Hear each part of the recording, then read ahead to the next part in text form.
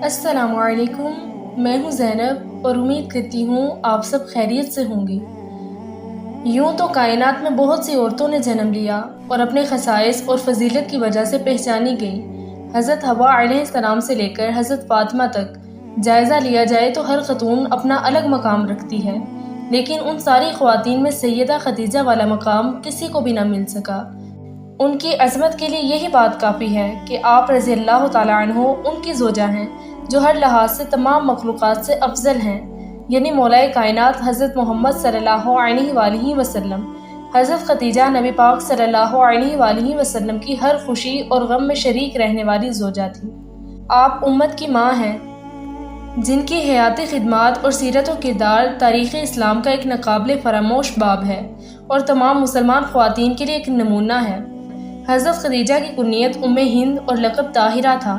آپ خوین بن اسد کی بیٹی تھیں جو عربوں کے مشہور تاریخی شخصیت حسن بن قلاب کی اولادوں میں سے تھے۔ نبی پاک صلی اللہ علیہ وآلہ وسلم کا قبیلہ بنو ہاشم کا تعلق بھی اسی خاندانوں میں سے تھا۔ حضرت خدیجہ حضور صلی اللہ علیہ وآلہ وسلم کے پاس سے قبل 30-40 سال پہلے مکہ میں پیدا ہوئیں اور اسی شہر میں اپنے والد کے گھر میں پرورش پائی۔ آپ کا خاندان مکہ میں بہت معزز خاندان تھا اور آپ کے والد مکہ کے رئیس آدمی تھے۔ وہ ایک کامیاب تاجر تھے جن کا کاروبار شام اور یمن تک پھیلا ہوا تھا۔ سیدہ خدیجہ کی ابتدائی زندگی کے متعلق زیادہ معلومات نہیں ملتی۔ روایتوں سے پتہ چلتا ہے کہ بچپن سے ہی آپ بہت ذہین، باوقار اور اخلاق مند خاتون تھیں۔ حضرت خدیجہ زمانہ جاہلیت جب مکہ میں بت پرستی کا رواج عام تھا، اس وقت بھی دین ابراہیم پر تھیں اور واحد خدا کی عبادت کیا کرتی تھیں۔ آپ اپنے مال اور تجارت میں برکت کے لیے ابراہیم علیہ السلام کے خدا سے دعا کیا کرتی تھیں۔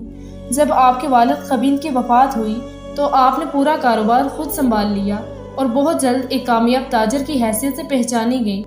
حضرت خدیجہ کاروبار میں کبھی زیادہ نفع کمانے کی کوشش نہیں کرتی تھیں۔ ان کے گھر کے دروازے ہمیشہ غریبوں اور حاجت مندوں کے لیے کھلے رہتے تھے۔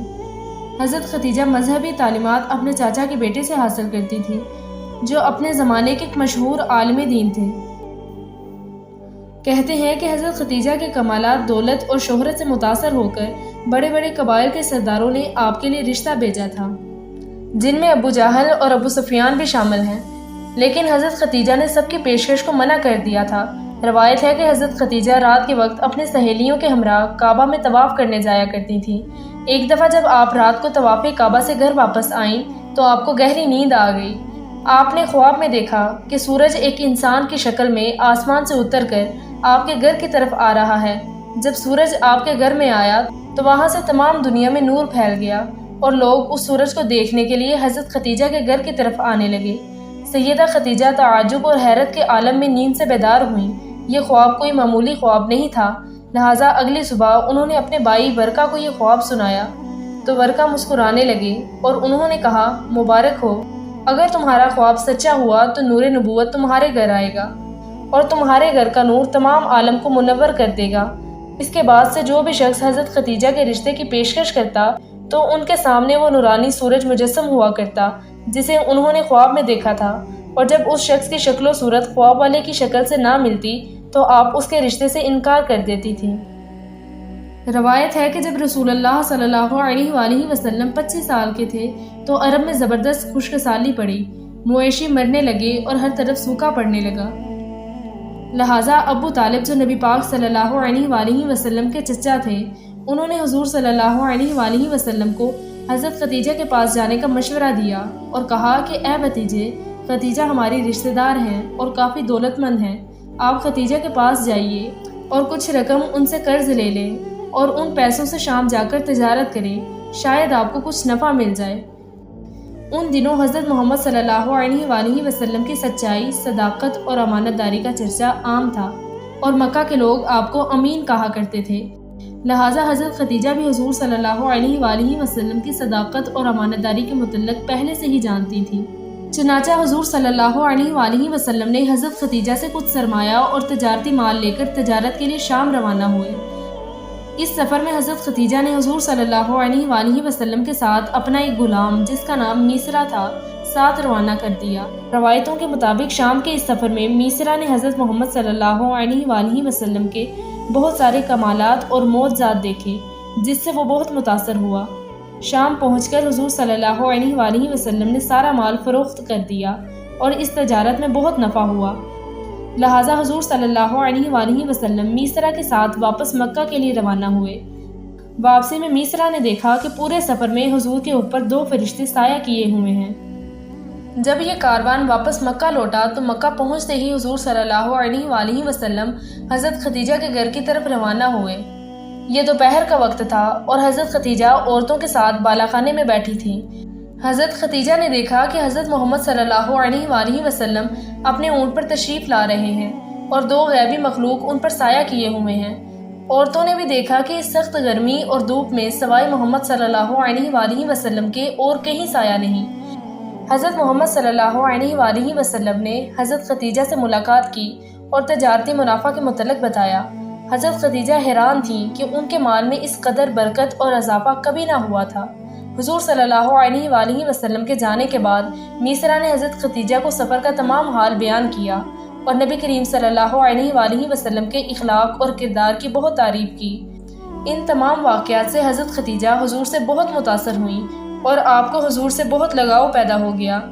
چنانچہ 3 مہینے کے بعد حضرت خدیجہ نے حضور صلی اللہ علیہ وآلہ وسلم کی طرف رشتے کا پیغام بھیجا، لہٰذا نبی کریم صلی اللہ علیہ وآلہ وسلم نے اپنے چچا ابو طالب کو اس رشتے کے متعلق بتایا۔ اس پر حضرت ابو طالب نے آپ کو یہ مشورہ دیا کہ یہ رشتہ آپ کے لیے نہایت ہی اچھا اور معقول ہے، کیونکہ حضرت خدیجہ ایک پاک باز اور امانت دار خاتون ہیں۔